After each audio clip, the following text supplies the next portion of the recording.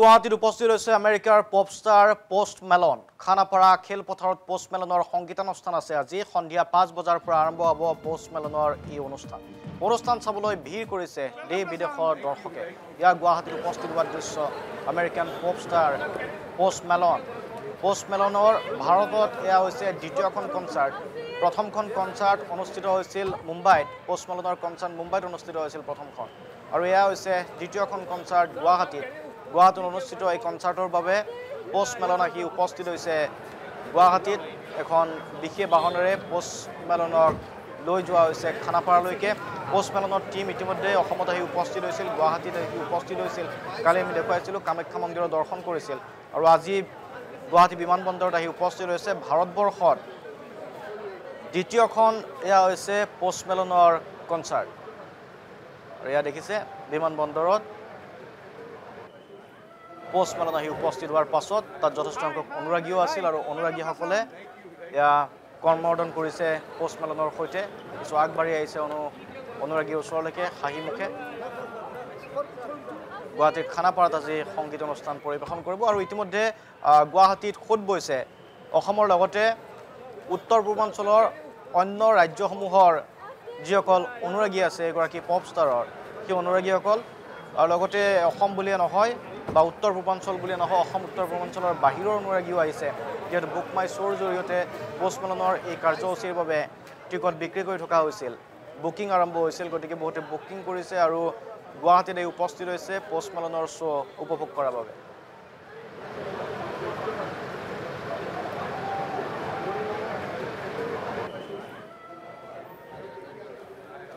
মনোজ দুৱাৰা আছে আমাৰ লগত। মনোজ, আপোনাৰ ওচৰলৈকে আহিছোঁ। মনোজ, পোষ্ট মেলন ইতিমধ্যে গুৱাহাটীত আহি উপস্থিত হৈছে খানাপাৰাত। কিমান সময়ৰ পৰা অনুষ্ঠান পৰিৱেশন কৰিব, আৰু দৰ্শকসকলৰ ভিৰ কি দিনত দেখিবলৈ পাইছে? বিশেষকৈ অনুৰাগী ক'ৰ পৰা আহিছে?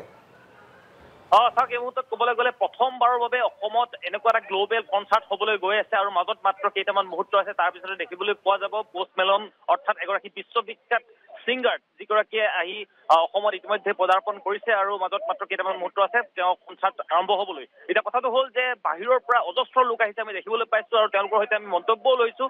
বিশেষকৈ অসমৰ যদি কথা কওঁ, অসমৰ মানুহ বহুত বেছি অহা নাই যদিও কিন্তু ওচৰ চুবুৰীয়া যিসমূহ ৰাজ্য আছে, নাগালেণ্ড হওক, মণিপুৰ হওক, মিজোৰাম হওক বা মেঘালয় হওক, সেইসকলৰ সেই ৰাজ্যবিলাকৰ কিন্তু বিশেষকৈ যিসকল যুৱচাম তেওঁলোক কিন্তু আহি ইয়াতে ভৰি পৰা দেখিবলৈ পোৱা গৈছে। কাৰণ তেওঁলোকে আমি প্ৰায় দেখোঁ পাশ্চাত্যক বেছি তেওঁলোকে অনুসৰণ কৰে, আৰু গতিকে পোষ্ট মেলন তেওঁলোকৰ বাবে একেবাৰে এগৰাকী অন্যতম তেওঁলোকৰ ফেভাৰিট বুলি ক'ব পাৰি, আৰু যাৰ বাবে তেওঁলোক আহি ইমান দূৰ দিগন্তৰ পৰা আহি তেওঁলোকে ইয়াত গোটেই শ্ব'টো চাবৰ বাবে তেওঁলোকে হেতা ওপৰা কৰিছে। আৰু এই মুহূৰ্তত যদি আমি ক'বলৈ যাওঁ, খানাপাৰা যিখন পশু চিকিৎসালয় খেলপথাৰ আছে, সেই খেলপথাৰখনত ভিৰ কৰিছে দৰ্শকে। অসমৰ দৰ্শকো আছে যথেষ্ট, তেওঁলোকো আহিছে চাবৰ বাবে, যিসকলে আচলতে পোষ্ট মেলনক ফ'ল' কৰে সেইসকল আহি উপস্থিত হৈছে। সেই খুব এটা সুন্দৰ পৰিৱেশ ইয়াত বিৰাজ কৰিছে বুলি ক'ব লাগিব। আৰু খানাপাৰা পশু চিকিৎসালয় খেলপথাৰ আৰু কিছু সময় পিছতে ভৰি পৰিব দৰ্শকে, কাৰণ ভিৰ কৰিছে অজস্ৰ লোকে। আৰু কেৱল যে ওচৰ চুবুৰীয়া ৰাজ্য বুলিয়ে নহয়, দেশৰ বিভিন্ন প্ৰান্তৰ আমি লোকসকলকো লগ পাইছোঁ। হায়দৰাবাদ, চেন্নাইৰ পৰাও আহিছে, প্ৰথমবাৰৰ বাবে তেওঁলোকে আহিছে। আৰু এটা কথা কৈছে যে অসমত তেওঁলোকে প্ৰথমবাৰৰ বাবে আহিছে। পোষ্ট মেলনৰ শ্ব' সাধাৰণতে চাবলৈ পোৱা নাযায়। তেওঁ প্ৰথমতে এবাৰ পোষ্ট মেলনৰ শ্ব' গোটেই ইণ্ডিয়াতে প্ৰথমবাৰৰ বাবে মুম্বাইত অনুষ্ঠিত হৈছিল, আৰু দ্বিতীয়বাৰ এয়া গুৱাহাটীত অনুষ্ঠিত হৈছে, যাৰ বাবে তেওঁলোকে বেংগলোৰ, চেন্নাই, কলকাতাৰ পৰাও বহু দৰ্শক আহিছে। তেওঁলোকৰ সৈতেও আমি কথা পাতিছোঁ। তেওঁলোকে কৈছে খুব এটা সুন্দৰ পৰিৱেশ ইয়াতে গঢ়ি উঠিছে বুলি কৈছে, আৰু তেওঁলোকে পৰ্যটন ক্ষেত্ৰখনৰ বাবেও যথেষ্ট ভাল এটা পদক্ষেপ হৈছে বুলি তেওঁলোকে কৈছে। কাৰণ তেওঁলোকে কেৱল এই পোষ্ট মেলনৰ শ্ব' চাবৰ বাবে বুলিয়ে নহয়, তেওঁলোকে কামাখ্যা দৰ্শনৰ বাবেও যাব, কাজিৰঙাৰ বাবেও যাব, মানাহলৈও যাব। এনেকুৱা ধৰণৰ পৰ্যটন ক্ষেত্ৰ যিসমূহ, সেই পৰ্যটন ক্ষেত্ৰসমূহ যথেষ্ট উন্নত হোৱাৰ নিশ্চয় তেওঁলোকে আশংকা কৰিছে, আৰু সমান্তৰালভাৱে অসমৰ বাবে এটা সুবৰ্ণ সুযোগ বুলি ক'ব লাগিব। এনেকুৱা ধৰণৰ কনচাৰ্টে আচলতে পৰ্যটন ক্ষেত্ৰখন যথেষ্ট উন্নীত কৰে বুলি ক'ব লাগিব। আৰু মুখ্যমন্ত্ৰীয়ে ইতিমধ্যে এই কথাটো কৈছে যে এইবাৰ যদি পোষ্ট মেলনৰ শ্ব'টো যদি যথেষ্ট সুন্দৰ হয় বা ভাল হয়, তেনেহ'লে কিন্তু পৰৱৰ্তী পৰ্যায়ত চাকিৰাকো আনিবলৈ তেওঁলোকে চেষ্টা চলাম বুলি কৈছে। খুব এটা সুন্দৰ পৰিৱেশ গঢ়িবলৈ বিচৰা হৈছে। আৰু সমান্তৰালভাৱে আমি দেখোঁ যে সাধাৰণতে মেঘালয়ত চেৰী ব্লছম হয়, নাগালেণ্ডত হৰ্ণবিল ফেষ্টিভেল হয়, এনেকুৱা ধৰণৰ ফেষ্টিভেলবিলাকে যথেষ্ট পৰ্যটন ক্ষেত্ৰ উন্নত কৰে। আৰু সেই ক্ষেত্ৰত যদি আমি ক'বলৈ যাওঁ যে অসমতো এনেকুৱা ধৰণৰ এটা বাতাবৰণ নিশ্চয় সৃষ্টি কৰাটো প্ৰয়োজন আছে। আৰু বিশেষকৈ যদি আমি ক'বলৈ যাওঁ, অসমৰ বাহিৰৰ বিশেষকৈ ওচৰ চুবুৰীয়া যিসমূহ ৰাজ্য আছে, মেঘালয় হওক, মিজোৰাম হওক বা নাগালেণ্ড হওক, তেওঁলোকো বহু লোকে কিন্তু গুৱাহাটীলৈ বহু লোক হয়তো অহা নাই, তেওঁলোকে কিন্তু কনচাৰ্ট চাবৰ বাবে এইদৰে আহিছে।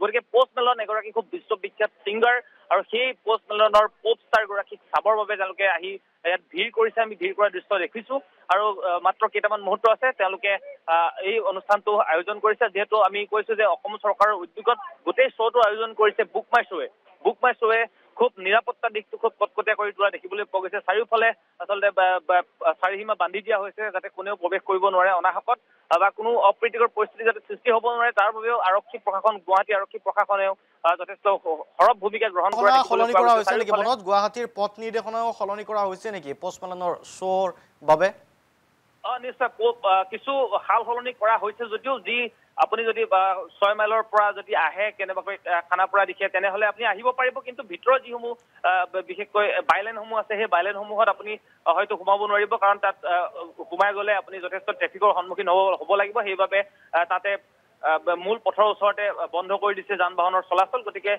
সেই ক্ষেত্ৰত কিছু বাধা আৰোপ কৰা হৈছে গতিকে আপোনালোকে আহোঁতে চাই চিতি আহিব লাগিব আৰু যদি পোষ্ট মেলনৰ শ্ব' চাম বুলি আহিছে তেনেহলে খুব দূৰতে বাইক আপুনি গাড়ী থৈ আহিব লাগিব সেই ব্যৱস্থাও কৰা হৈছে গতিকে খুব এটা সুন্দৰ পৰিৱেশ ইয়াত বিৰাজ কৰিছে বুলি ক'ব লাগিব আৰু খানাপাৰা পশু চিকিৎসালয় খেলপথাৰখন এতিয়া বৰ্তমান এটা বেলেগ এটা এক সুন্দৰ সংগীতৰ এখন পৰিৱেশ এটাৰ সৃষ্টি হৈছে বুলি ক'ব লাগিব আৰু বিশেষকৈ আমি কৈছো যে যথেষ্ট দূৰ দূৰণিৰ পৰা দৰ্শকসকল আহিছে আৰু সকলোৱে কৈছে যে অসমৰ বাবে এইটো এটা খুব সুন্দৰ সুযোগ বুলি কৈছে আৰু খুব পৰ্যটন ক্ষেত্ৰৰ বাবে যথেষ্ট সুন্দৰ এটা সুযোগ বুলি কৈছে আৰু সমান্তৰালভাৱে আমি কৈছো যে কেৱল অসমৰ বুলি বা দেশৰ বুলি নহয় বহিৰাষ্ট্ৰৰ পৰাও বহু লোক আহা আমি দেখিবলৈ পাইছো তেওঁলোকৰ হয়তো আমি কথা পাতিবলৈ যত্ন কৰি আছো মুঠৰ ওপৰত আন্তঃৰাষ্ট্ৰীয় পৰ্যায়ৰ যেতিয়া এখন কনচাৰ্টৰ আয়োজন কৰা হয় মনোজ গতিকে বিভিন্ন ধৰণৰ দিশ তাত জড়িত হৈ থাকে তাত আলোকসজ্জাৰ দিশটো জড়িত হৈ আছে শব্দৰ দিশটো জড়িত হৈ আছে আমি গম পাইছিলোঁ যে পোষ্ট মেলনৰ টীমটো এদিন পূৰ্বেই গুৱাহাটীলৈকে আহিছিলে তেওঁলোকে কি ধৰণে মেনেজ কৰিবলৈ চেষ্টা কৰিছিল ব্যৱস্থাপনা কি ধৰণৰ আছিল কি দেখা পাইছিলে টেকনিকেলি তেওঁলোক খুব বেছি হাই বুলি ক'ব লাগিব কাৰণ আমি দেখো যে এনেকুৱা ধৰণৰ শ্ব' আমি সাধাৰণতে দেখি পোৱা নাই তেওঁলোকে যিসমূহ টেকনিকেলি যিসমূহ ইকুইপমেণ্টছ আচলতে ব্যৱহাৰ কৰিছে সেই ইকুইপমেণ্টছসমূহ যথেষ্ট উন্নত পৰ্যায়ৰ গতিকে তেওঁলোকে বাহিৰৰ পৰা সেইসমূহ সেই ইকুইপমেণ্টছসমূহ লৈ অহা হৈছে বিশেষকৈ চাউণ্ডৰ কথাই কওঁ বা লাইটৰ কথাই কওঁ তেওঁলোকে খুব উন্নত মানদণ্ডৰ তেওঁলোকে টেকনিকেল বস্তু লৈ আহিছে ইয়ালৈ আৰু বিশেষকৈ কালি তেওঁলোকে আহি উপস্থিত হৈছিল গুৱাহাটীত আৰু পোষ্ট মেলনৰ যি টীম আছে সেই টীমটো গৈ কামাখ্যাত দৰ্শন কৰি আহিল আমি সেই দৃশ্যও দেখুৱালো আপোনালোকক গতিকে খুব এটা সুন্দৰ পৰিৱেশ এটা নিশ্চয় বিৰাজ কৰিব ইয়াতে কাৰণ এটা প্ৰথমবাৰৰ বাবে গ্ল'বেলি এনেকুৱা এগৰাকী ছিংগাৰ অসমলৈ আহিছে গতিকে চাৰিওফালৰ পৰা ক'বলৈ গ'লে বহু দিশ ইয়াতে আপুনি কোৱাৰ দৰে ধন্যবাদ জ্ঞাপন কৰিছোঁ মনোজ সম্ভৱ হ'লে মন্তব্য পঠিয়াব বা পোনপটীয়া সম্প্ৰচাৰত আমি পুনৰ আপোনালোকক লৈ যাম খানাপাৰাৰ দৃশ্য দেখুৱাইছিলোঁ পোনপটীয়া সম্প্ৰচাৰত আপোনালোকে দেখি আছে খানাপাৰাৰ পৰা কি ধৰণে পোষ্ট মেলনৰ অনুৰাগীসকলে ভিৰ কৰিছে তাত আলোকসজ্জাও দেখিবলৈ পোৱা গৈছে গতিকে কিছু মুহূৰ্তৰ পাছতে